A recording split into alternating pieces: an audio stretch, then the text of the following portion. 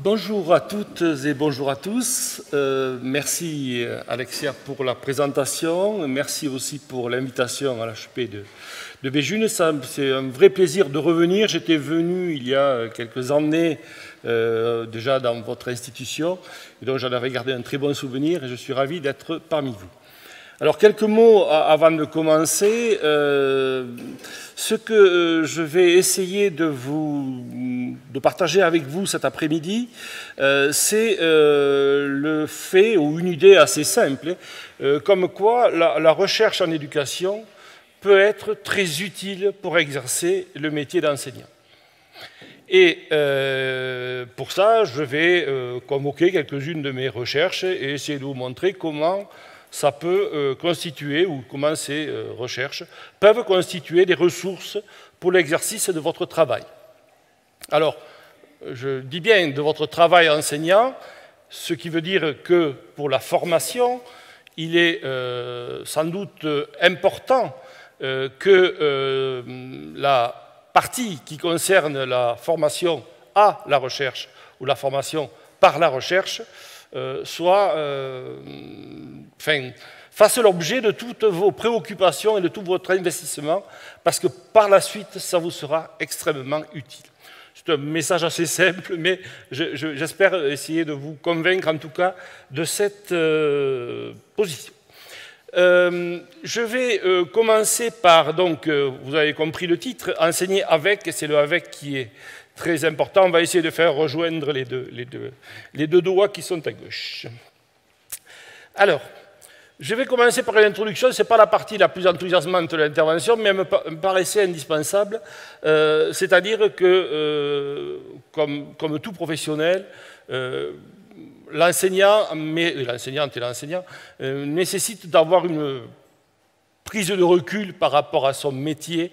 Et j'ai parlé d'enseignant éclairé, avec 5 points, donc la place de la recherche et de la formation, qui s'appuient sur des raisons politiques qui, à mon avis, mais vous avez le droit de ne pas être d'accord, et sont ambivalentes, des raisons sociétales qui, là, par contre, sont effectives, et voir que la recherche peut être une opportunité selon 2 modalités complémentaires. Et je terminerai cette introduction par le plan de mon intervention. Je vais être obligé sur cette partie d'aller un petit peu vite, et sans doute un peu superficiellement, parce que ce n'est pas le cœur, mais voilà, c'est important de le poser quand même. Alors, la recherche dans la formation des enseignants, il n'y a pas toujours eu de la recherche.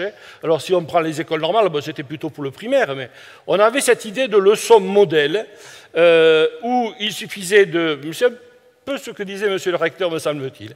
C'est la maîtrise des savoirs enseignés, qui était un champ assez clos, donc on savait ce qu'on allait enseigner, pas de surprise, ça ne bougerait pas beaucoup pendant la carrière, et puis de quelques techniques pédagogiques qui avaient fait leurs preuves. Et donc il suffisait d'appliquer, c'était un peu des procédures clés en main, c'était relativement confortable comme contexte. Ce contexte a montré ses limites, et dans les années 90, on a vu une universitarisation généralisée, qui ne s'est pas cantonnée d'ailleurs au métier de l'enseignement, mais qui a concerné tous les métiers dits de l'interaction, le travail social, etc., la santé. Bon. Et autour de ces fameuses politiques de professionnalisation. Et à ce moment-là, donc, nécessairement, puisqu'on a universitarisé, on a vu l'irruption de la recherche dans la formation. Il s'agissait de former des enseignants par la recherche, c'est-à-dire à partir de ses apports, et puis les former aussi à la recherche, c'est-à-dire à faire de la recherche. J'ai quelques expériences par rapport aux enseignants, au moins français. C'est vrai que la recherche, dans les ISP, avant dans les UFM ou dans les SP, vous savez, on a beaucoup changé en France, elle est parfois rejetée. C'est inutile, ça prend du temps, etc. Les raisons sont multiples, je ne vais pas les analyser. Mais ce que je vais vous proposer aujourd'hui, c'est de participer à apprivoiser avec vous la recherche pour vous aider à exercer le métier. Voilà, le Petit Prince, ça c'est le côté toulousain qui ressort. Alors, il y a des raisons politiques au fait que la formation soit maintenant investie par la recherche. D'abord, il s'agissait de professionnaliser des secteurs, enseignement, social, médico-social, etc. Et augmenter le niveau de recrutement au nom de l'autonomie, davantage d'autonomie, et notamment développement de multiples formes de projets de tout ordre, un souci de rationalisation, et c'est là, par exemple, qu'on a vu arriver les compétences qui découpaient tout en petites compétences, petits carrés, et puis une propension importante à l'évaluation pour cette logique un petit peu qu'on va retrouver de reddition des comptes, qu'on retrouvera un peu plus tard. Et ce courant-là a été porté par ce qu'on a appelé les politiques, ou on appelle toujours, les politiques de professionnalisation. On vient de sortir un ouvrage qui faisait les bilans de 30 ans de politique de professionnalisation. Bon, je vais faire très court là aussi, mais il y a quand même derrière, dessous, ou en tout cas, ces politiques comme inspiration, une logique néolibérale quand même, importante, il ne faut pas le nier. Il y a des nouvelles formes de management. Alors en France, on a eu une période là avec un ministère où le management était particulièrement difficile, où on assiste à des mises en concurrence des établissements, voire de pays, puisqu'on a des évaluations internationales. Donc là, on a un mode de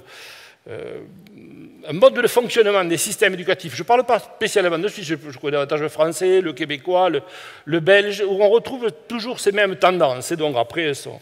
Et donc, la conséquence de ces politiques, au bout de 30 ans, en tout cas, ça c'est une des conclusions de notre ouvrage, c'est qu'il y a quand même une crise assez importante des systèmes éducatifs qui a été révélée et exacerbée par la crise sanitaire, la question de la perte du sens qui revient de façon très importante, les questions de santé au travail qui se multiplient, avec un symptôme très objectif qui est la pénurie d'enseignants, ça a été évoqué, mais ce n'est pas qu'en Suisse, c'est vraiment partout. Et à cela, en plus, alors en France, c'est pas qu'en France, les démissions des enseignants. On voit apparaître des démissions des enseignants, mais quand on connaît le système français avec le système des concours, la question des démissions est quelque chose d'assez alarmant.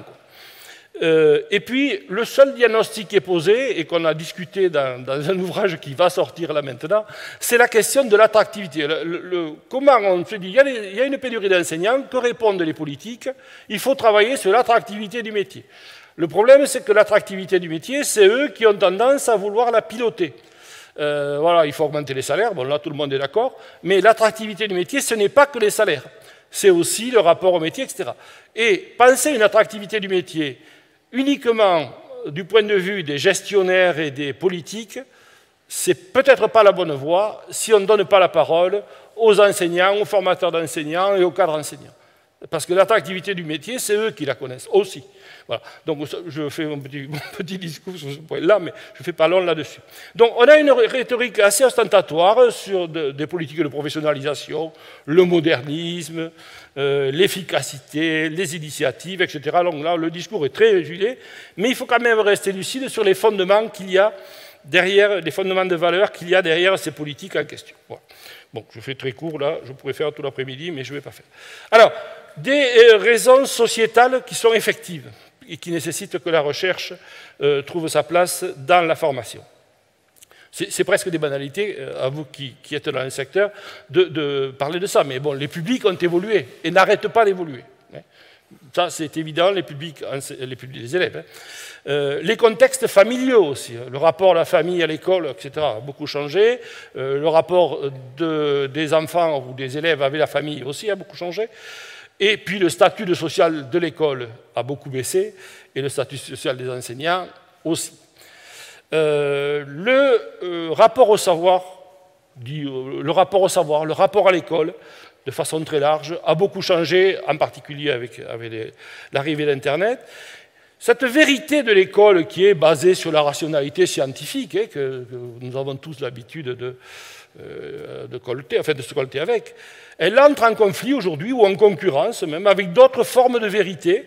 Le résultat immédiat, alors on trouve ça sur Internet, on a ça, donc c'est comme ça qu'il faut faire. On le voit même dans la santé, je ne vais pas prendre de détails, je ne vais pas prendre d'exemple à Marseille, ce n'est pas le moment, mais bon. Mais les croyances aussi, voilà, les croyances, il suffit de croire quelque chose, donc c'est vrai. Non, voilà. Et l'école, qu'est-ce qu'elle peut faire face à une croyance? C'est difficile, hein. Voilà. Et donc, cette vérité basée sur la rationalité scientifique, elle est remise en cause. Et donc, comment les enseignants se retrouvent, voilà, pas ça. Et puis, l'enseignement, on y reviendra, est confronté à des situations complexes qui sont marquées par l'incertitude et pour lesquelles, ce que disait M. le recteur, je suis ravi de dire la même chose, les solutions clés en main, elles n'existent plus. Ça ne marche plus. Et donc, il faut accepter cette incertitude-là, et la recherche peut vous aider à l'assumer. Donc, je vais défendre que la recherche, c'est une opportunité pour le métier d'enseignant, à la fois par son versus par la recherche, dans la formation par la recherche, parce qu'en fait, la recherche à l'éducation, elle a à votre disposition, elle tient à votre disposition un corpus considérable de savoir. J'ai dit quasi inépuisable, parce qu'on n'en fera jamais le tour, il y en a vraiment beaucoup, et sur tous les volets de votre métier. Que vous cherchiez des questions sur les politiques éducatives, sur les dispositifs de formation, d'accompagnement, numérique, pas numérique, sur les pratiques d'enseignement, les pratiques collaboratives, les pratiques collectives, etc. Sur les acteurs, les différents niveaux d'acteurs, sur les formes collectives de travail, sur les apprentissages, comment on apprend, qu'est-ce qu'on apprend. Et il n'y a pas que les élèves qui apprennent, il y a les enseignants qui apprennent, évidemment. Les évaluations, les différents paradigmes de l'évaluation, les relations pédagogiques, les relations avec les collègues, les relations avec les parents, les relations avec les partenaires, notamment dans l'enseignement professionnel, par exemple. Les contenus enseignés, alors là, c'est en permanence, les évolutions des contenus. Les formes de management, ça aussi. Bon. Donc, c'est vraiment, vous avez des ressources potentielles énormes. Mais ces ressources, ou ce corpus, est difficile d'accès. Parfois, il faut chercher un petit peu, mais là où il est un peu plus difficile, c'est qu'il est plus difficile à utiliser. Qu'est-ce que je vais faire de ce qui est écrit dans cet article pour faire ma classe ou pour faire mon métier? Ça, c'est un peu plus compliqué. On va essayer de voir comment. Ça, c'est le premier versus, le versus par. Le versus formation à la recherche. La recherche, bon, vous le savez, elle mobilise des démarches particulières, des cadres théoriques, des méthodologies, des réflexions épistémologiques sur la façon de se construire le savoir, en mesure de complètement transformer, ou de quoi faire évoluer, le rapport à votre métier et à votre travail. Elle permet d'accompagner les changements, et de tout ordre, que ce soit des changements de mise en place d'une ressource, un projet, enfin, toute forme de changement, on y reviendra. Mais pour ce faire, pour le versus formé à la recherche, il faut s'engager dans des projets de recherche collectifs. Et mieux encore que de s'engager, c'est-à-dire de suivre, c'est de les susciter, c'est encore mieux. Donc, importance d'envisager la recherche comme une opportunité, même si l'apprivoisement est progressif, mais je pense que c'est une bonne manière de penser ce rapport-là dès votre entrée à la formation, dès l'entrée dans le métier. Voilà, ça me paraît un point important. Alors, donc l'idée c'est de participer, je vous l'ai dit, avec deux modalités différentes, mais qui sont complémentaires pour vous aider. La première est plutôt individuelle. Elle est assez proche du par, formé par la recherche. Elle envisage la recherche comme une boîte à outils que vous placeriez dans votre cartable pour aller puiser. Donc je vais prendre 5 exemples parmi quelques-uns de mes travaux ou de mes étudiants, mais enfin plutôt les miens, mais enfin les deux, des fois, pour voir avec vous justement comment on peut les mobiliser dans le travail, comment devenir ce que j'ai appelé un enseignant passeur.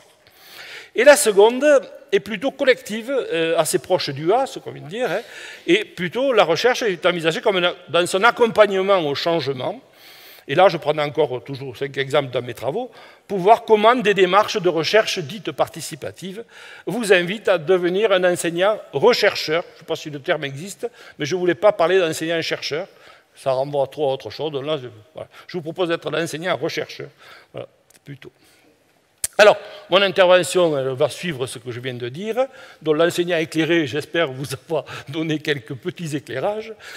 Ensuite, première modalité, prendre la recherche dans son cartable, ce qui nous permettra d'esquisser la figure de l'enseignant passeur.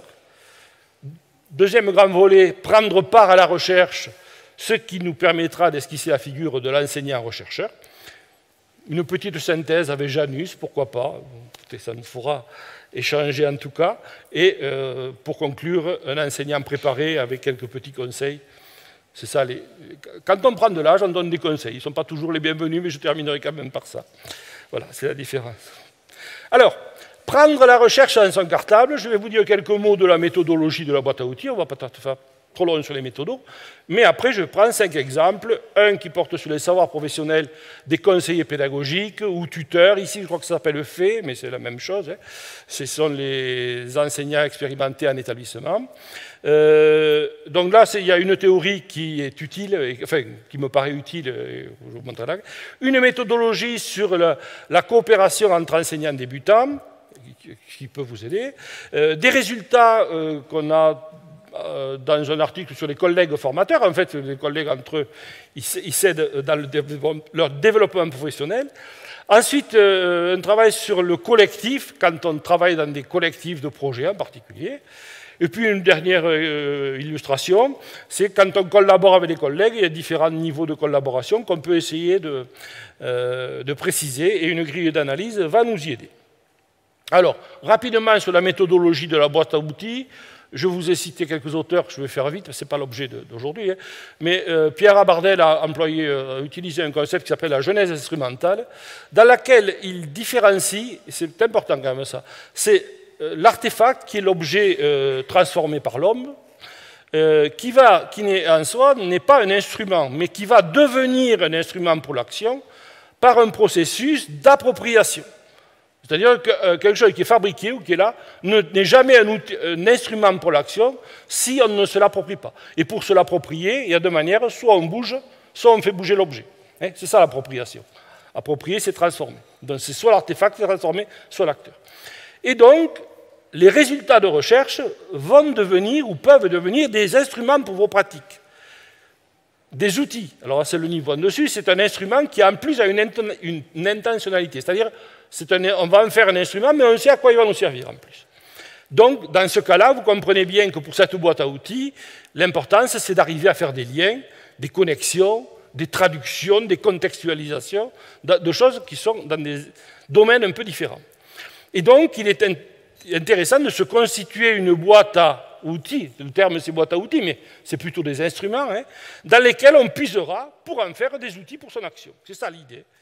Et donc, soyez, je l'ai dit un peu dans les titres, mais toutes les dimensions de la recherche, pas uniquement les résultats, toutes les dimensions de la recherche sont des ressources potentielles pour votre travail. Les résultats, les théories, bon, je l'ai dit tout à l'heure. Alors, premier exemple. Une théorie sur les...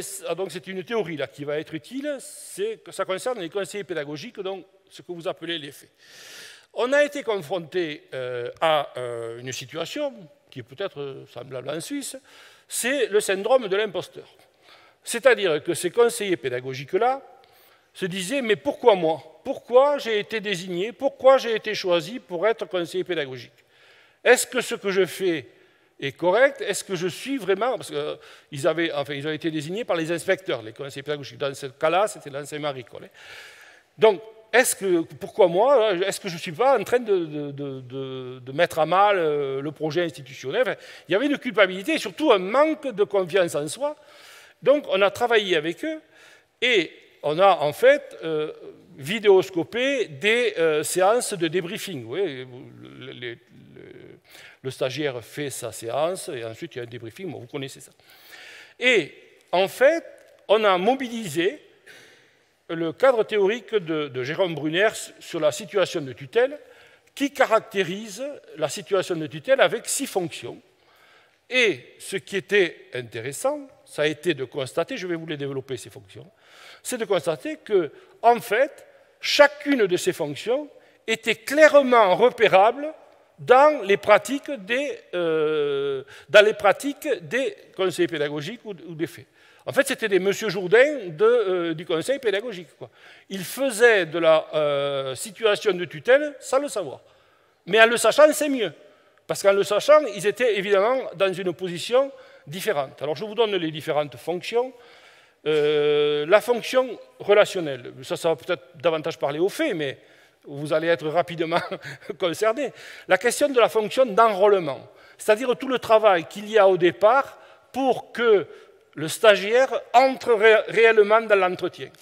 Donc il y a toujours, on parle un petit peu de choses périphériques, on fait en sorte de l'enrôler. L'enrôlement, en psychosocial, c'est l'inverse de l'engagement. L'engagement, vous voyez ce que c'est, l'enrôlement, c'est les conditions pour l'engagement. C'est ça l'enrôlement. Donc la fonction d'enrôlement, en début de séance, pour qu'ils prennent vraiment part à cette séance de débriefing. La fonction importante aussi, ça c'est tout au long du débriefing, le contrôle de la frustration. Éviter de mettre le stagiaire en difficulté. C'est facile pour quelqu'un d'expérimenter, de montrer ce qui ne va pas. Non, il est important de mettre l'accent sur ce qui ne va pas ou ce qui pourrait être amélioré, mais en contrôlant la frustration, sinon un excès de frustration fait sortir rapidement le stagiaire de l'entretien. Sortir au sens, pas forcément physique, il ne claque pas à la porte, mais en tout cas, il sort de la relation. Deuxième fonction, la fonction de guidance, avec celle du maintien de l'orientation. C'est-à-dire que le conseiller pédagogique reste celui qui sait où on va quand il fait l'analyse. Et donc, à lui d'éviter les formes de digression, de perte de temps. On maintient vers là où on va. Ce qui est important, il faut le là.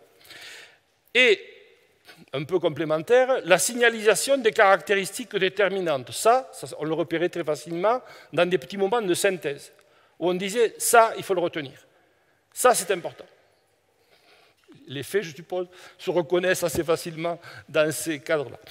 La fonction d'intervention, c'est la troisième, qui comprend deux volets toujours. La fonction de réduction des degrés de liberté, ça fait un peu inquiétant. Mais non, c'est simplement que quelqu'un qui débute ne peut pas affronter la complexité du métier dans sa totalité. Et donc, les conseillers pédagogiques ont tendance, et c'est normal, à réduire la complexité des situations. Jérôme Brunner parle de formats. Ils fabriquent des formats. Ils leur disent, par exemple, la prochaine séance, tu t'occupes des consignes. Tu mets l'accent sur les consignes. Alors, mettre l'accent sur les consignes, vous voyez ce que ça veut dire. Hein, c'est ne pas la répéter 55 fois. Ça veut dire la dire de façon suffisamment claire dans un silence relatif pour que les élèves l'entendent. Le contenu, etc. Donc, dire la prochaine séance, c'est les consignes, je veux dire, c'est un format à part entière. Du coup, on s'intéresse moins à la gestion du temps, à telle chose, etc. Une dernière fonction, c'est la fonction de démonstration. À des moments, le conseiller pédagogique va montrer comment lui, il s'y prend, ou elle s'y prend. Mais il ne va pas le faire comme ça, au doigt mouillé. Il va en même temps donner des éléments aux stagiaires pour qu'il regarde ce qu'il a regardé et qu'il lui donne les moyens de s'approprier cette démonstration.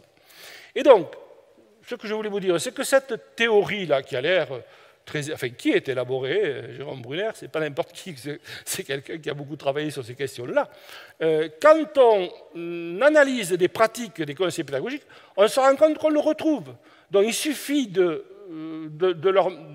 les mettre en contact avec ce type de travail pour que leur métier ou leur travail prenne un autre sens et surtout une autre assise. Donc ça, c'est un premier rapport. Donc comment des théories qui existent peuvent vous conforter dans vos choix ou dans vos paris.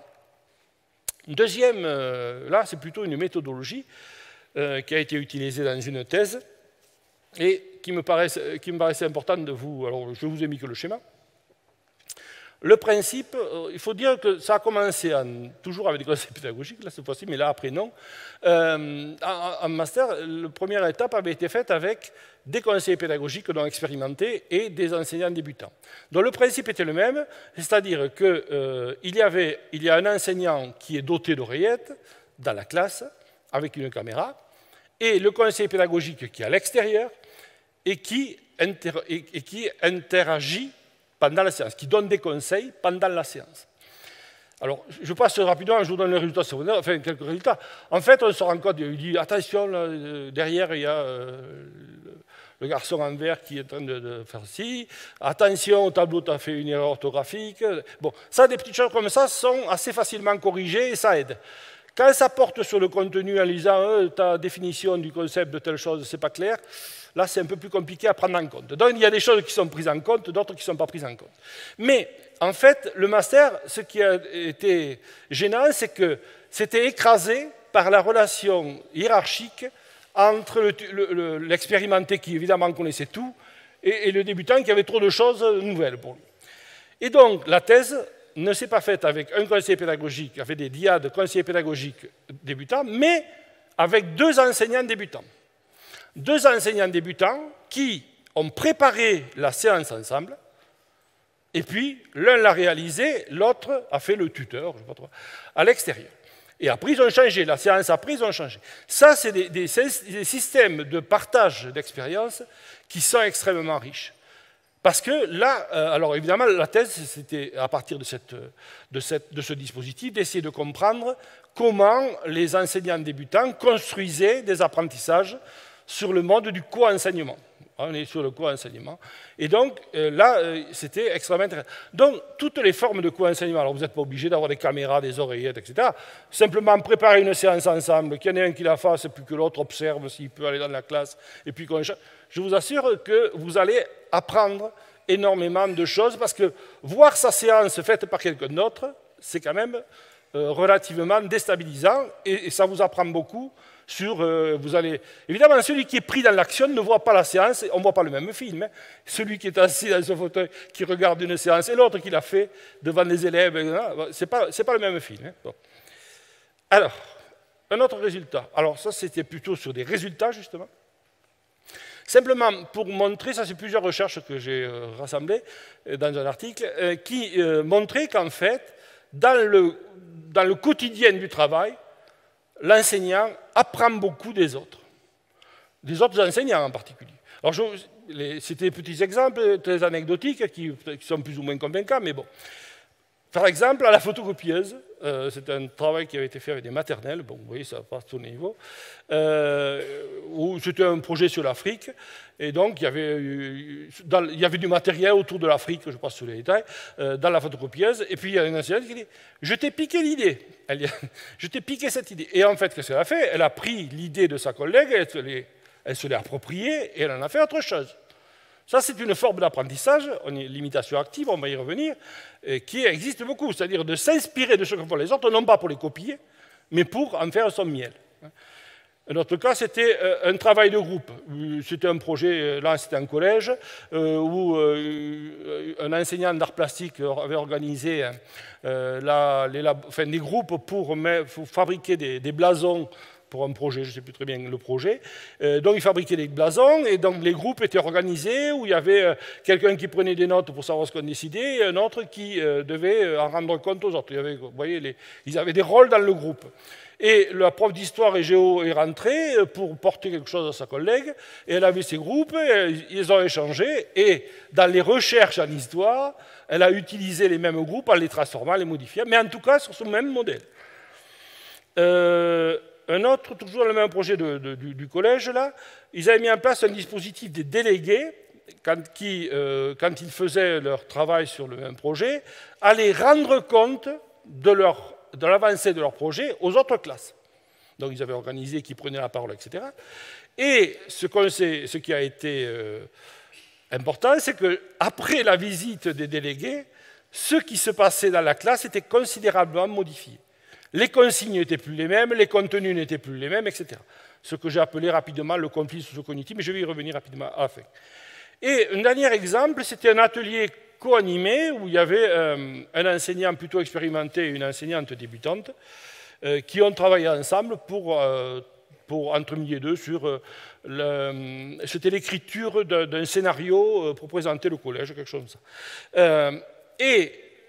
En fait, l'enseignante débutante a modifié un certain nombre de choses de par sa participation et de par la manière dont son collègue faisait. Et en fait, en regardant un peu, il se répartissait les tâches. En fait, le collègue avait un rôle un peu de conseiller pédagogique, sans le dire, bien sûr. Mais il disait, bon, ça c'est compliqué, je vais m'en occuper, toi tu t'occuperas de ça. Et comme ça a permis, un peu sur le modèle des formats, d'apprendre un certain nombre de choses. Donc, je dis simplement que le contexte professionnel est vraiment un endroit où les formes d'apprentissage social sont très variées et très différentes. Je les ai résumées en 3. On peut apprendre avec ses collègues, c'est ce que dit Bandura, j'y reviendrai sur l'imitation active. On le choisit comme modèle et puis on en fait son miel, je le développerai un peu plus tard. On peut aussi apprendre contre les autres. Quand on vient vous perturber dans votre certitude ou dans votre choix, etc., c'est le conflit socio-cognitif, ce sont les néo-piagétiens. Ce n'est pas des Suisses que je vais parler de Piaget. Et puis apprendre des autres aussi. On l'a vu avec Brunner, mais c'est aussi Vygotsky avec la zone proximale du développement. On apprend d'abord à deux avant de savoir le faire. Enfin, il y a une phase où on sait le faire à deux avant de savoir le faire tout seul. Ça, c'est la théorie de Vygotsky, mais je ne vais pas vous parler de Vygotsky, ce serait un peu long.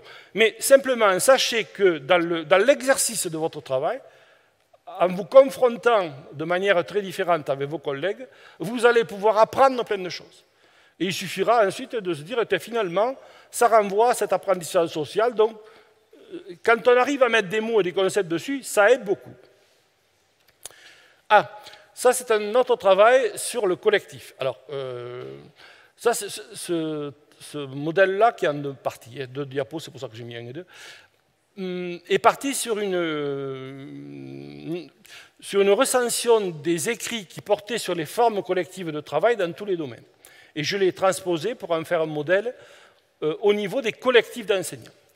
Alors, j'appelle un collectif d'enseignants, c'est des enseignants qui se regroupent volontairement pour prendre en charge un projet. Et ce que je vous propose avec ces 2 modèles, c'est d'avoir les outils pour lire ce collectif. Pour ne pas vous laisser, pour ne pas croire que c'est le pays des bisounours, les collectifs, ce n'est pas le pays des bisounours, ce n'est pas non plus autre chose de dangereux. Mais si on a les clés pour lire les collectifs, on est beaucoup plus à l'aise dans ces collectifs. Alors, il y a d'abord des conditions, et ensuite, il y a des dimensions. Alors, évidemment, les conditions qui sont externes, donc qui ne dépendent pas du collectif lui-même. Quand un groupe se décide de faire un projet, forcément, il doit prendre en compte le contexte institutionnel dans lequel ça se passe. Et il y a des prescriptions, alors descendantes, qui viennent des autorités, descendantes, qui descendent sur le collectif. Il y a des évaluations, il y a toutes des règles institutionnelles que, évidemment, personne n'ignore, mais encore faut-il le dire. Et puis, il y a une partie des ressources et des contraintes qui sont allouées au collectif qui ne dépendent pas du collectif. Ce n'est pas lui qui va décider qui va passer toute sa journée sur ce projet. Bon, il y a des contraintes autres, il y a des budgets, il y a des espaces, il y a des temps, etc. etc. Donc, il y a des conditions externes qu'on ne nie pas du tout, hein, on les prend en compte. Et puis, il y a des conditions internes au collectif, c'est-à-dire un collectif, ce n'est pas une collection d'individus qui se mettent à côté pour dire « chouette, on est ensemble ». Non, d'abord, pour qu'il y ait un collectif, il faut que les individus, les enseignants, s'engagent. C'est-à-dire, on décide de participer au collectif. Si on ne le décide pas, hein, on ne décrète pas, on ne dit pas « toi, tu fais partie d'un collectif ». Non, c'est parce que l'enseignant a décidé de s'engager, premièrement. Deuxièmement, ce collectif, il faut qu'il puisse agir. Il faut qu'il soit doté d'autonomie, c'est-à-dire qu'il ait la possibilité de faire des choix et d'assumer ses responsabilités. S'il n'y a plus qu'à exécuter, ce n'est pas un collectif non plus. Donc l'engagement, la marge d'autonomie et puis le projet. Évidemment, il faut qu'on soit d'accord pour faire quelque chose ensemble et le faire pour faire avancer le projet. À partir du moment où on prend en compte ces conditions externes et où ces conditions internes sont réunies, il y a 5 dimensions qui permettent de comprendre ou de décrypter les collectifs. On peut les prendre toutes, en prendre une. La première, j'ai qualifié de la production de règles endogènes. Alors, ce que je vous ai parlé de la prescription descendante qui vient des autorités, là, c'est la prescription remontante. C'est-à-dire que dès qu'on est en groupe pour travailler, on fabrique de la prescription. On se donne des règles. On dit ça, on le fait, ça, on ne le fait pas, pour faire ci, il faut faire comme ça, etc. Donc, il y a des règles, et celles-là, attention, hein, elles sont beaucoup plus dures, entre guillemets, que les règles descendantes, parce que les règles descendantes, elles descendent de loin. Alors que les règles remontantes, elles sont faites avec les collègues qui sont au plus près et ils vous tiennent à rêne courte, comme diraient ceux qui font de l'équitation. Hein. Donc, celles-là, on les paye. Donc, voir comment et quelles règles régissent ce collectif. Ça, c'est intéressant. Parce que souvent, évidemment, tout ça est tacite. Hein. Mais quand on commence à l'expliciter, c'est intéressant.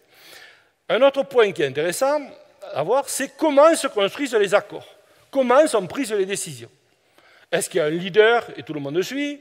Est-ce que c'est démocratique alors que fait la minorité? Bon, voilà. Comment on construit des accords, à la fois sur les modalités, donc, à la fois sur quoi ils portent, et comment ils sont appliqués ensuite. Donc, comment se construisent les accords? Ça dit beaucoup de choses du fonctionnement du groupe. Ça, c'est un indicateur extrêmement intéressant. Il y a quelque chose qui est difficile à voir, mais qui est quand même intéressant à essayer de repérer, même si on est dans le collectif, c'est les arrière-plans. C'est-à-dire des tas de choses qui sont sur le porte-bagages, on va dire, de l'établissement. Il y a une culture de l'établissement, il y a des choses qu'on fait, des choses qu'on dit, et puis des choses qu'on ne fait pas, des choses qu'on ne dit pas. On ne parle pas aux parents comme ça, on ne parle pas si, on ne dit pas si on va pas à tel endroit, où on y va. Il y a tout un tas Et puis il y a des cultures, il y a des places accordées à certaines choses, à certaines valeurs, à certaines manières de faire. Et donc ces arrière-plans, ils peuvent créer des dissonances très fortes. Donc si on peut essayer de les expliciter, c'est très bien. Ensuite, il y a toutes les formes de pratiques effectives, comment on s'y prend pour travailler ensemble. Alors on verra un exemple dans la diapo suivante, de pratiques de collaboration, mais comment on fait, comment on se répartit les tâches, est-ce qu'il y en a un qui suit, l'autre qui... Est-ce que justement il y en a un qui pilote, l'autre qui ne pilote pas, ou est-ce qu'on se répartit certaines tâches, pas... Comment on collabore, voilà, avec un mot sur lequel on reviendra. Et puis, je vous ai dit que le collectif, ce n'était pas le pays des bisounours, mais dans les collectifs, il y a des individus. Ils sont tout à fait prêts à jouer le collectif, à défendre le collectif, sauf à partir du moment où leur stratégie ou leur intérêt est à l'encontre de l'intérêt collectif. Ça arrive. Ce n'est pas du tout négatif. Simplement, dans les collectifs, il y a aussi des stratégies individuelles où le jeu prend le pas sur le nous. Et c'est intéressant de le décrypter. Parce que des fois, on joue pour sa pomme, on ne joue pas pour le collectif. Et si on n'arrive pas à avoir cette lecture-là, on se bloque sur des choses alors qu'on peut très bien comprendre que pour des raisons personnelles, familiales, de carrière des fois, c'est plus rare, mais enfin pourquoi pas, il y ait des stratégies individuelles qui aillent à l'encontre des intérêts collectifs. Donc ce type de modèle permet de participer à des collectifs sans se laisser prendre par les collectifs.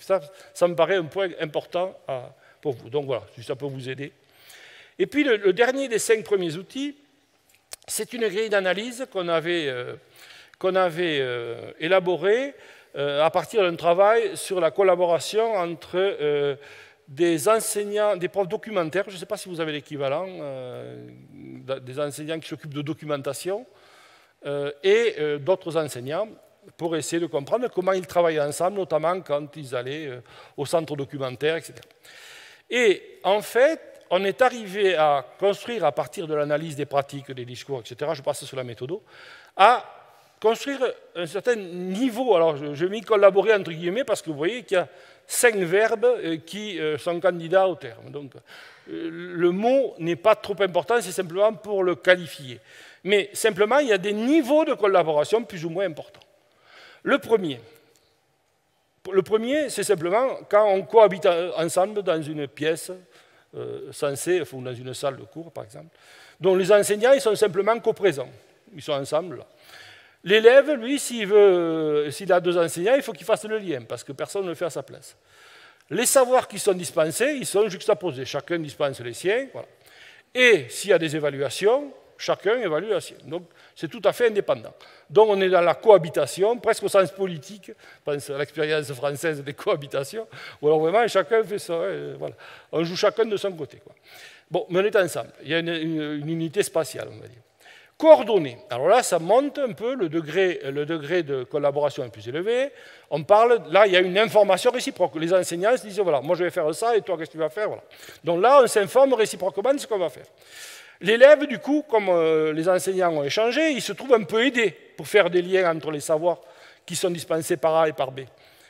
Les savoirs commencent à avoir quelques relations. En tout cas, on sait qu'il y en a un autre qui peut peut-être faire un lien, etc. Et sur les évaluations, on sait, chaque enseignant sait au moins ce que l'autre évalue. Donc là, on est à un niveau de collaboration un peu plus ambitieux. Troisième, qui est encore un petit peu plus ambitieux, que j'ai appelé collaborer. Là, les enseignants sont à un stade où ils partagent leur préparation. Ils préparent et ils commencent à réfléchir ensemble à ce qu'ils vont faire, ensemble, avant. Donc pour l'élève, le lien devient plus explicite, parce que là, on peut même l'aider. Les savoirs, puisqu'on les a préparés ensemble, commencent à être mis en relation. Et souvent, dans les évaluations, on a une évaluation avec 2 volets, mais en tout cas, c'est la même évaluation. 4e niveau, là, on devient de plus en plus ambitieux. Coopérer, opérer ensemble et coopérer. C'est là, on fait ensemble au niveau pédagogique, c'est-à-dire au niveau organisationnel, relationnel. On partage l'organisation pédagogique. Du coup, l'élève, comme il est pris en charge globalement, ils participent même à la question à la vie de la classe. Participation. Voilà. Les savoirs, du coup, s'en trouvent métissés, et l'évaluation va avoir des parties communes, puisque la capillarité, la percolation plutôt, se fait intégralement. Et puis le niveau le plus ambitieux, c'est co-élaboré. On va faire ensemble au niveau didactique, des savoirs en jeu. Là, c'est-à-dire qu'on va travailler aussi sur les savoirs. La prise en charge, du coup, se retrouve globale pour l'élève et sa participation est pensée. Les savoirs, ils sont articulés entre eux. En fait, c'est comme s'il y avait presque un enseignant. Et on arrive à des formes de co-évaluation où les parties qui concernent les premiers peuvent aussi concerner le deuxième. Alors, ce joli tableau bien fini, voilà, enfin joli, je ne sais pas s'il vous plaît, mais bon, peu importe. En tout cas, ce qui est important, me semble-t-il, là-dedans, c'est les 5 niveaux. C'est-à-dire que quand on travaille avec un collègue, on peut toujours s'interroger à quel niveau on est à peu près. Alors, ce n'est pas pour avoir une note, hein. Vous n'aurez pas un badge ou un like sur Facebook. Non, ça aucun intérêt pratique, mais l'intérêt de se dire « je suis là, qu'est-ce que je pourrais faire pour aller un peu plus loin ?» Et ce type de grille, me semble-t-il, peut vous aider à voir comment vous pourriez analyser votre manière de faire et voir comment vous pourriez aller un petit peu plus loin. Voilà sur le premier volet, sur le par la recherche, avant de voir A. Alors, on va faire la synthèse maintenant qu'on a vu 5 outils. 7 enseignants-passeurs. Alors, je vais vous parler sur la figure avec 2 diapos. Une sur le bricoleur vigilant et l'imitateur actif. On va retrouver Bandura. Rassurez-vous. Enfin, rassurez-vous, je vous l'avais annoncé. Vous n'étiez pas inquiet pour Bandura, je le sais. Un bricoleur, d'abord. Il y a ce côté bricoleur. Alors, j'ai emprunté un extrait de Claude Lévi-Strauss sur la pensée sauvage, oui. Apte à exécuter, le bricoleur, c'est quelqu'un qui est apte à exécuter un grand nombre de tâches diversifiées, mais, à la différence de l'ingénieur, il ne subordonne pas chacune d'elles à l'obtention des matières premières et d'outils conçus et procurés à la mesure de son projet. Son univers instrumental est clos, et la règle de son enjeu est de toujours s'arranger avec les moyens du bord. Je ne sais pas si vous avez vu Apollo 13, dans Apollo 13, vous avez un exemple très intéressant de bricolage, puisque la station spatiale est en difficulté, et donc sur la Terre, on leur demande, voilà tous les éléments qu'ils ont. Ils ont des morceaux de tuyaux, ils ont des cubes, ils leur donnent tout ça, il faut trouver la solution pour faire le circuit d'aération qui est déficient. Je ne suis pas tout à fait sûr que ce soit le circuit d'aération, mais vous avez compris. Donc ils ont du scotch, mais ils n'ont pas de scotch, ils ne peuvent pas. Donc c'est ça le bricoleur, c'est-à-dire avec ce qu'on a, on arrive à fabriquer quelque chose qui fonctionne et qui est utile. Ce n'est pas l'ingénieur, c'est le bricoleur. Et j'ai dit bricoleur, j'ai dit vigilant aussi. C'est-à-dire qu'il faut que votre cartable, si je me permets, reste ouvert et il faut être à l'affût un petit peu des idées, parce que ça c'est pas aussi... Et cette posture du bricoleur vigilant, elle est marquée par ce que les Grecs appellent la métis, c'est-à-dire l'intelligence pratique, c'est-à-dire l'habileté, l'adaptation, l'astuce, le stratagème, et on est plutôt dans la ruse que dans la force. Et c'est quand même quelque chose qui nous permet d'être efficace, agissante, ça permet d'anticiper, ça permet de s'adapter rapidement. C'est une image de l'enseignant qui n'est pas très répandue, donc c'est intéressant de se dire que la métisse, l'intelligence pratique, c'est très utile pour un enseignant. Ce n'est pas uniquement les connaissances intellectuelles et théoriques, c'est aussi cette manière de s'approprier la recherche pour en faire quelque chose de très pratique. Et comme je vous le disais à propos de Bandura, en fait, le bricoleur vigilant, il va surtout mobiliser l'imitation active. Alors la vicariance, c'est l'imitation active, c'est-à-dire qu'il va envisager les résultats, les théories, les modèles de la recherche comme un modèle.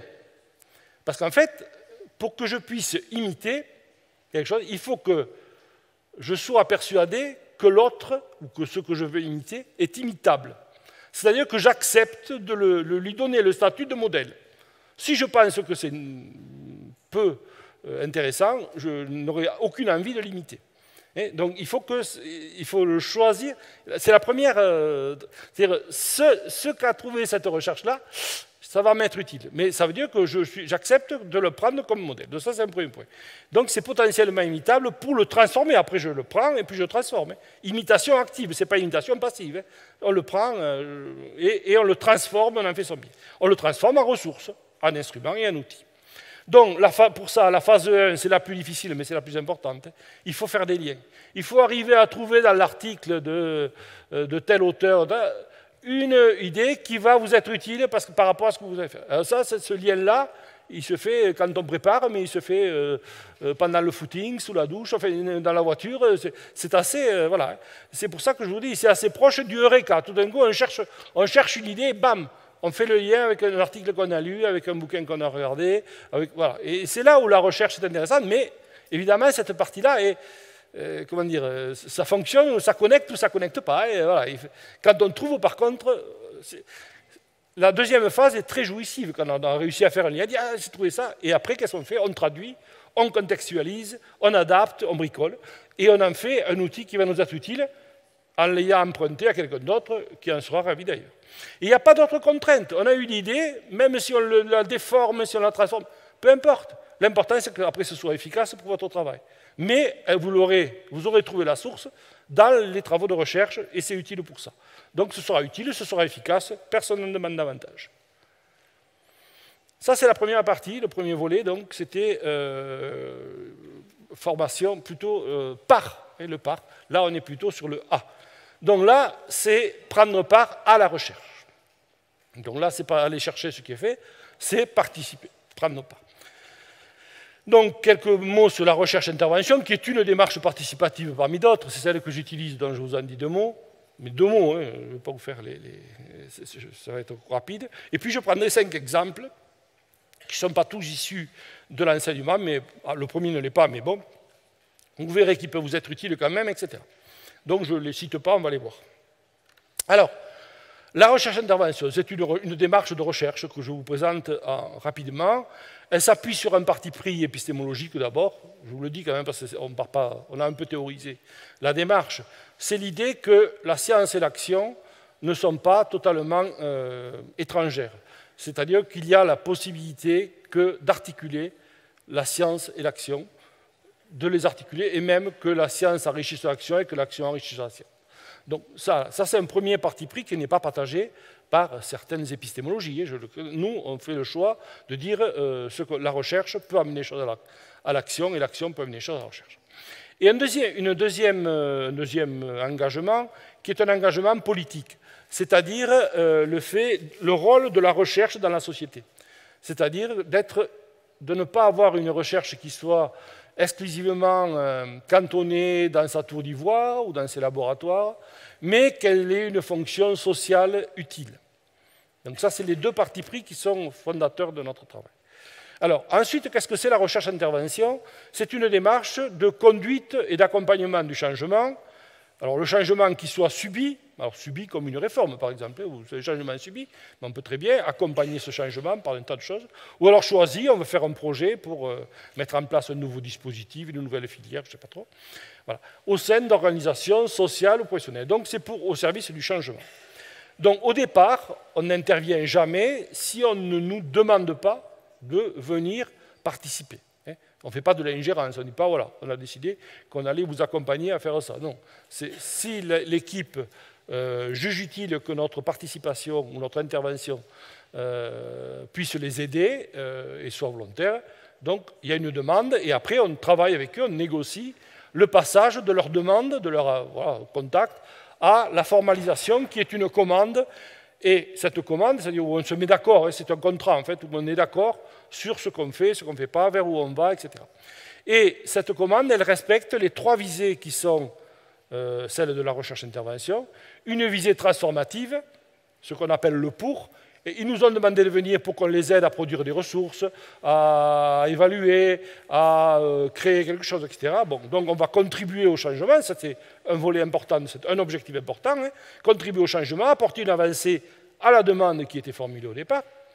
Mais il y a une visée heuristique, c'est-à-dire ce qu'on appelle le sur, qui est que c'est une recherche, et dans cette recherche, on va produire des savoirs scientifiques. Ça c'est incompressible pour nous, c'est un point extrêmement important. Et on a rajouté une troisième visée, à laquelle on tient beaucoup aussi, qui est la visée critique, ce qu'on appelle le PAR, c'est-à-dire qu'on fait le pari que l'hétérogénéité du groupe engagé dans une recherche-intervention, qui réunit des enseignants, dans le cas dont on parle, des chercheurs, des fois des partenaires, des fois des élèves, des fois d'autres personnes, cette hétérogénéité va collectivement mettre en œuvre ou soutenir des processus d'émancipation. Je pourrais y revenir si vous le souhaitez, ça ferait trop long, donc voilà. C'est un point sur lequel on témoigne. Et donc, ces trois visées, elles reposent sur un principe fondateur qui est celui de la participation. On parle de recherche participative, ce qu'on appelle le AVEC, et on met en place des instances. Il y a un comité de pilotage où il y a les commanditaires, des représentants de l'équipe de recherche, des représentants du groupe de travail, enfin tout ça pilote, suit la recherche, mais d'un peu loin. Et puis il y a ceux qui font tourner la recherche-intervention, c'est-à-dire le groupe de travail qui fait des séminaires toutes les 15 jours, je sais pas, bon, ça dépend des organisations. Donc on a tout un système entre les copiles, les groupes de travail, des fois on a même des instances de supervision dans l'équipe de recherche. Je peux faire très long, donc si vous avez des questions sur la recherche d'intervention, je me borne à vous montrer le schéma de synthèse, c'est-à-dire c'est un chercheur citoyen qui prend part et qui prend parti et qui contribue à sa manière donc, au changement social, au progrès social aussi, en poursuivant trois objectifs, le sur production de savoir scientifique, le par l'émancipation de tous les acteurs, le pour les transformations et le changement qui étaient demandés, en s'appuyant sur, transversalement, le principe de participation. Bon, ça a l'air un peu théorique, je m'en excuse, vous allez voir des exemples. Mais je voulais quand même vous dire de quoi je parlais quand je parlais de recherche-intervention. Alors, les moniteurs d'atelier. Alors ça, ce n'est pas du tout des enseignants, c'est des acteurs médico-sociaux qui travaillent dans les ESAT, c'est-à-dire c'est des institutions en France qui accompagnent les travailleurs en situation de handicap et qui, donc, ce sont les personnes qui encadrent les personnes en situation de handicap pour faire leur travail adapté. Ils font des espaces verts, de cuisine, menuiserie, vous savez, vous connaissez, je suppose. Donc ce statut-là s'appelle les moniteurs d'atelier. Voilà. Et ce métier des moniteurs d'atelier, il se trouve pris en tension entre la logique médico-sociale, parce qu'ils sont là avec des personnes en situation de handicap, donc l'important c'est de faire en sorte qu'ils développent leur autonomie, ces gens-là sociaux, mais en même temps, quand on fait des espaces verts, de la cuisine, de la buanderie, etc., on rentre sur un marché concurrentiel. Et donc, on leur demande des comptes en termes de rentabilité, si j'ose dire. Et donc, les moniteurs d'atelier se trouvent pris dans cette double injonction, très difficile à vivre. Si on passe en plus sur la question de l'identité, où chaque fois qu'on leur demande qui ils sont, personne ne comprend qui ils sont, ni ce qu'ils font. Donc ils ont un souci. Bon. Non, mais en plus de leur souci d'identité professionnelle, ils ont ce souci-là. Et donc, on a été saisi on a été approché pour qu'on produise, avec eux bien sûr, des ressources pour ces moniteurs d'atelier. Donc on a mis en place une recherche-intervention, on a instauré un copil, et puis on a fait des groupes de travail qui se sont réunis. Il y avait 12 moniteurs d'atelier qui représentaient un certain nombre de spécialités. Et donc on s'est réunis tous les mois, on faisait des séminaires d'une journée.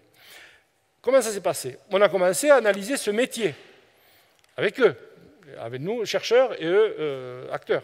Donc voilà, on a fait toute une série d'enquêtes pour de l'analyse de ce métier. On a sélectionné avec eux des situations qui leur paraissaient problématiques. C'est-à-dire, là où j'ai le plus de difficultés dans mon métier, c'est ça. C'est ce type cette catégorie de situation.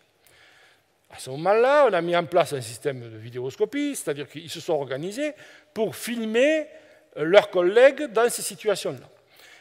C'est la vidéoscopie. À partir de ces vidéoscopies, sur des séances assez courtes, on a sélectionné après 5 minutes où le problème était bien marqué, on a mis en place un système d'analyse des pratiques. Alors, je ne vais pas développer, il y a toute une méthodologie d'analyse des pratiques, mais ça ferait un peu long. Et à partir de cette démarche d'analyse des pratiques, on a coélaboré avec eux, ensemble, le groupe, là, des fiches ressources. Pour chaque situation, on avait une fiche ressource qui décrivait la situation, qui montrait comment elle avait été traitée, qui voyait comment on pouvait la traiter autrement, qui envisageait quelques ressources de lecture si on voulait lire, etc. Donc on avait pour 12 situations problématiques et 12 fiches qui étaient des ressources pour tous les moniteurs d'atelier qui se trouveraient confrontés à telle ou telle situation. Il était prévu, et ça a été fait, que le résultat de cette recherche d'intervention soit présenté dans une espèce de journée d'études dans laquelle les responsables étaient là. Et comme c'était une recherche participative, évidemment, les moniteurs d'atelier qui avaient participé étaient à la tribune, etc. Et ils ont dit, mais c'est bien joli d'avoir fait des fiches ressources, mais nous, on sait bien s'en servir, mais les collègues qui ne les ont pas faites, ils vont avoir un peu de mal. Donc, il faut qu'on fasse une formation pour ces fiches ressources. Et donc, il dit, mais pour faire une formation, on a besoin d'une nouvelle recherche-intervention pour concevoir et mettre en œuvre une formation. Ce sont donc les moniteurs d'atelier qui sont, par une recherche-intervention, devenus les formateurs des autres moniteurs d'atelier à partir des fiches qu'ils avaient construites. Je ne sais pas si c'est pas trop compliqué. Voilà. Et donc, sous ce travail, ça a été régulier par et pour, c'était par et pour le travail. Voilà. Alors, le volet recherche, qui a fait l'objet de certain nombre de publications, c'est qu'on a fait une étude, nous, plus scientifique, sur le métier en évolution et en particulier l'identité professionnelle, mais là, je passe, je vous le cite juste. Un autre exemple, déménagement et pédagogie, comme ça. Bon. En fait, on a été appelé par un collège qui allait déménager. En fait, déménager, c'est que ces locaux allaient être rénovés, et donc ils allaient avoir des préfabriqués dans la cour. C'est grand. Hein. Et donc, ils allaient d'abord déménager dans les préfabriqués, et après, les préfabriqués dans les nouveaux bâtiments. C'est ce qu'on appelle, j'ai appris, les déménagements de tiroirs. J'ai appris parce qu'on a fait pareil à l'université, mais à l'université Jean Jaurès, ça ne marche jamais. Après, dans les tiroirs, ça se coince. Mais bon, là, ça ne s'est pas coincé, donc tout allait bien. Donc là, ils ont fait un premier déménagement, et après un deuxième. Donc, ils nous ont demandé, ils ont dit, mais puisqu'on va déménager, c'est l'occasion de réfléchir sur nos pratiques et sur le lien qu'on fait entre les valeurs éducatives qu'on croit être les nôtres et les pratiques qu'on met en place. C'était assez original, c'est pour ça qu'on a accepté, parce que c'était un peu loin de Toulouse, c'était quand même dans le Béarn, ça fait un peu loin. Mais bon, on a accepté quand même les affres des déplacements. Mais en fait, ça marchait bien, parce qu'en fait, on faisait un séminaire dans le lycée en début d'année, dans le collège, un séminaire en fin d'année, et les 5 autres séminaires, ils venaient les faire à l'université, toute l'équipe. C'était aussi intéressant de venir à l'université pour une équipe d'enseignants. Donc voilà, c'était organisé comme ça. Alors, on a fait un premier gros travail sur un diagnostic sur les valeurs éducatives. Puisqu'il parlait de valeurs éducatives, qu'est-ce que c'est ces valeurs éducatives? Alors, on a fait tout un travail avec le comité de pilotage, avec le groupe de travail, pour mettre au jour ces valeurs qui pensaient être celles du lycée. Et une fois qu'on les a mises au jour, avec le petit groupe, on a fait l'enquête auprès de tout le collège, les élèves, les enseignants, les parents, etc., les personnels, etc. Donc, à partir de là, on a réussi à stabiliser ce qui étaient les valeurs éducatives de ce collège. Et sur la base de ces valeurs, on a coélaboré, nous et puis les autres enseignants aussi, des dispositifs qui permettraient d'opérationnaliser, si on ose dire, ces valeurs. Des dispositifs qui allaient pouvoir être mis en place lors du déménagement. J'ai mis en place, on a instauré, ça a été mis en place, le conseil des préfabriqués, puisque voilà, il y avait un conseil, il y avait une capsule temporelle qui avait été... il y avait une signalétique particulière avec les noms des acteurs importants du secteur, etc. Il y avait une TV préfa, il y avait des émissions de télé. Il y en avait d'autres, je ne les ai pas tous notés, j'ai oublié de continuer à relever. Donc, premier déménagement, ce dispositif avait été pensé, avait l'évaluation et tout était prêt. Donc, ils ont été mis en place. Et deuxième déménagement, on a pu évaluer les dispositifs. Et la suite, c'est de voir comment ces dispositifs vont être transposés dans le collège ordinaire. Puisque maintenant, on n'a plus les préfats. On va travailler. Et cette expérience-là a donné lieu à un ouvrage qu'on a coécrit avec les enseignants, avec le groupe de travail, où on a suivi tout ce changement avec une méthodologie qu'on appelle la mise en récit, en construisant des récits. Je passe là aussi, mais je peux détailler. Et donc, on a, à mesure, selon des méthodes très précises de mise en récit, on a rendu compte de la mise en récit de ce changement au cours du déménagement. Et sur le volet recherche, on a plus particulièrement travaillé sur l'émancipation professionnelle. Bon, je ne vais pas vous en dire davantage, mais si vous le souhaitez, évidemment, je peux. Un projet vie scolaire. Alors, je vous rends compte que là, il va y avoir 2 projets que c'est un secteur vérifié que vous n'avez pas dans vos établissements. Alors, la vie scolaire, c'est dans les établissements en France, c'est le secteur qui s'occupe de la prise en charge des élèves en dehors des cours. C'est-à-dire dans les couloirs, dans le temps de midi, dans les pauses, etc. Donc il y a des... 5 minutes, il me reste. Oh là là. Bon, alors je vais passer sur le projet vie scolaire. Dommage, parce qu'il y avait des choses intéressantes là. Mais bon, c'est pas grave. Alors, le pilotage intermédiaire des établissements, là, c'est sur le constat d'une nouvelle fonction qui émerge dans les établissements, puisque entre le pilotage, les directions d'établissement et les équipes pédagogiques, il y a de plus en plus de fonctions qui relèvent de la coordination, de l'animation, etc. Et donc, on a cette fonction qui était mal qualifiée, on l'a identifiée et 6 établissements ont accepté de se lancer dans le travail. Donc, on a commencé à faire un diagnostic sur les 6 établissements. Ensuite, avec des représentants d'établissements, on a construit un dispositif pour outiller cette fonction de pilotage intermédiaire ou de pilote intermédiaire, et on l'a expérimenté dans 3 établissements et dans 3 non. Et on a fait une expérimentation classique, et on a regardé les résultats, qu'est-ce que ça a mené, implantation, évaluation. Le volet recherche, je vais très vite. Le volet recherche, c'était caractériser une nouvelle fonction, donc de pilotage intermédiaire au sein des établissements scolaires, extrêmement intéressante, une belle thèse. Bon, les CPE, alors là, c'est un dispositif de formation, je le dis, mais c'est encore les CPE, c'est les conseillers principaux d'éducation, mais c'est la formation des tuteurs en établissement. C'est-à-dire l'INSPE qui a mis en place un système pour former les tuteurs, les faits, l'équivalent des faits. Voilà, et ils ont mis en place un outil pour une tâche principale, et la thèse a étudié le développement professionnel des stagiaires pendant ce temps-là, mais il y a eu tout un travail sur l'élaboration de ce dispositif qui est très intéressant. La thèse va être soutenue très bientôt, elle est très bonne. Mais bon, comme c'est moi qui l'ai dirigée, je ne sais pas si je suis très objectif. Alors, l'enseignant-chercheur, c'est la posture d'un parieur prudent, contrairement à celui qu'on avait tout à l'heure.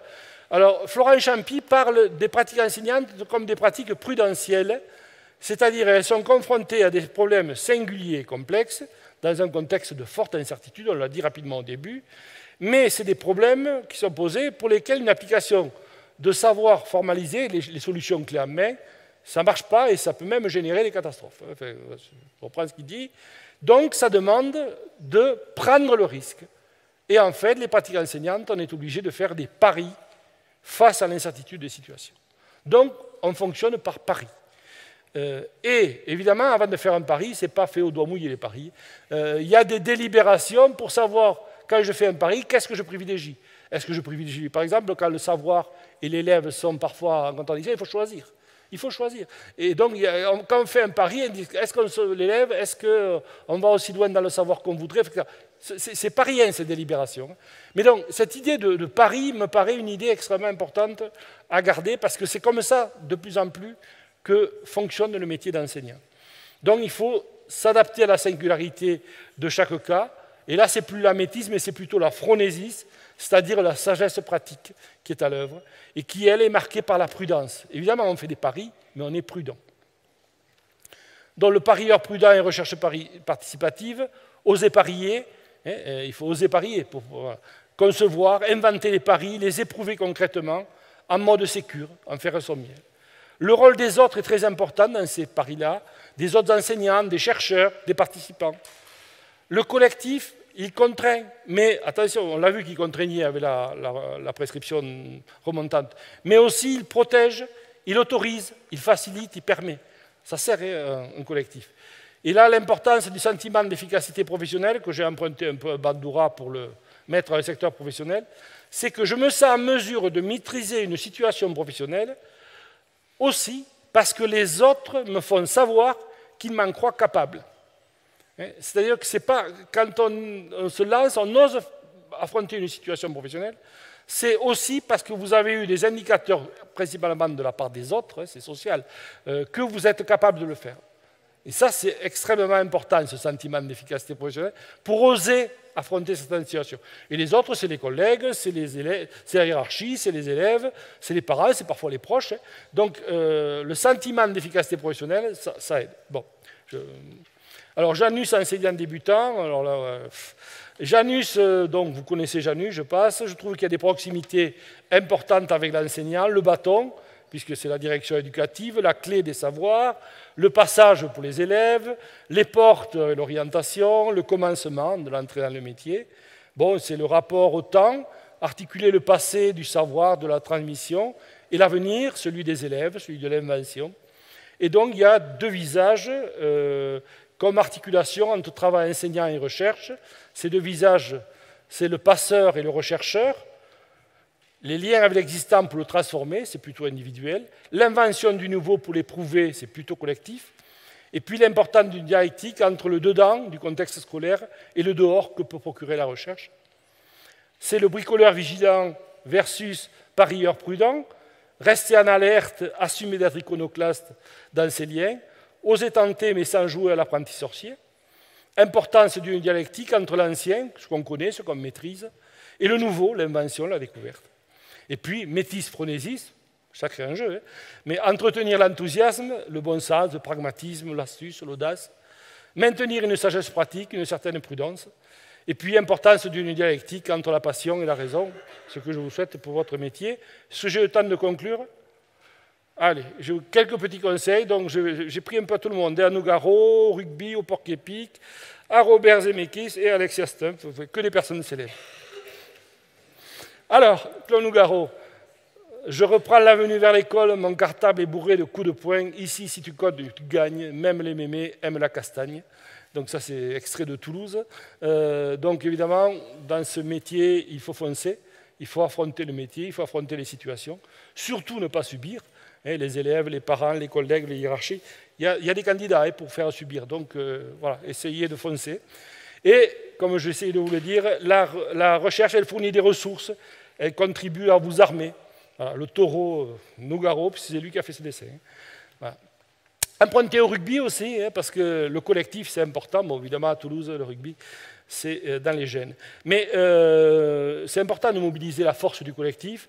Le collectif, ça permet, ça soutient, ça autorise, ça protège, ça apprend. On a vu qu'il y a plein de situations où on apprend des autres.